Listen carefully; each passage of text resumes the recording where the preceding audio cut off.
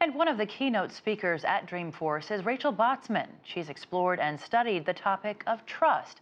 Her first book made a number of correct predictions about how the collaboration or shared economy would develop. And her new book, entitled Who Can You Trust?, talks about how technology can bring us together and why it also might drive us apart. Mark New sat down with her and began by asking her why she decided to research and write about trust. The piece that always fascinated me about the sharing economy was how on earth do strangers trust one another, right? So why is it that people will say, oh, well, I don't trust a banker and I don't trust a politician, I don't trust a journalist, but I'll get in a car with a complete stranger, or I share my home, or I'm really interested in cryptocurrencies. So I was like, how can you have sort of a trust deficit over here and then all these new weird and wonderful forms of trust?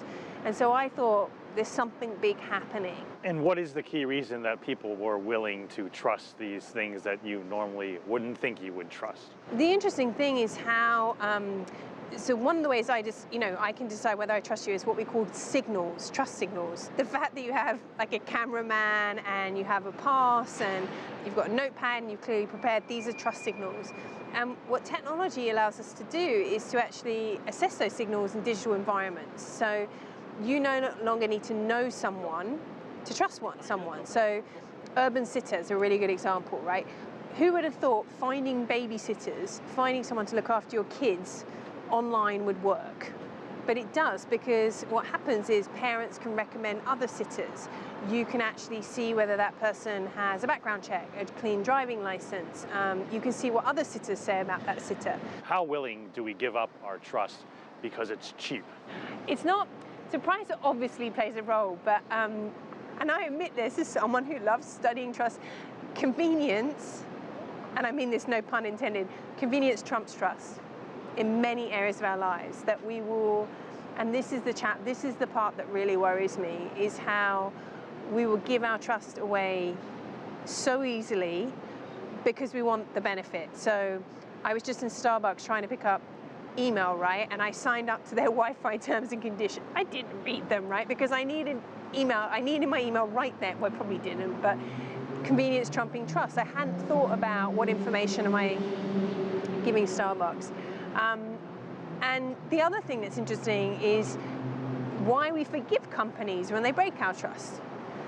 So Volkswagen, right?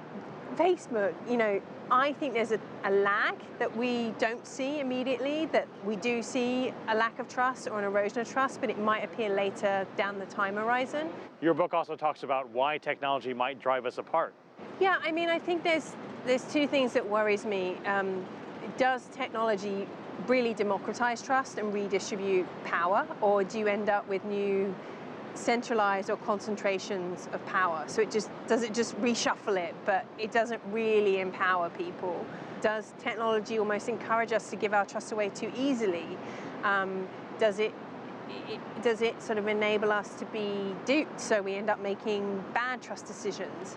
And I think we're seeing that with all the conversation happening around the truth and trust and what information we should trust. And this is going to get harder and harder. I mean, we're seeing this with deep fakes and voice fakes, that you can now make someone say anything and not even know if it's that person.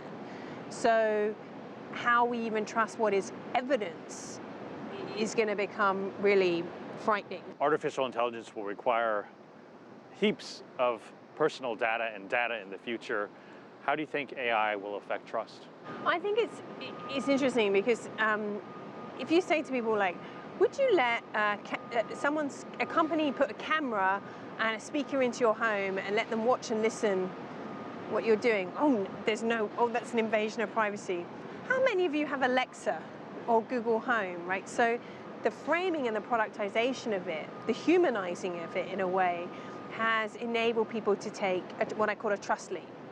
And that is really exciting or really scary, depending on who you talk to. The interesting thing, I think, with these devices is that what they represent is almost a shift. So our trust in technology used to be that it did something for us. Now it's shifting that it's deciding things for us. And so when we start to let machines driven by AI make these decisions, how on earth do we trust their intentions?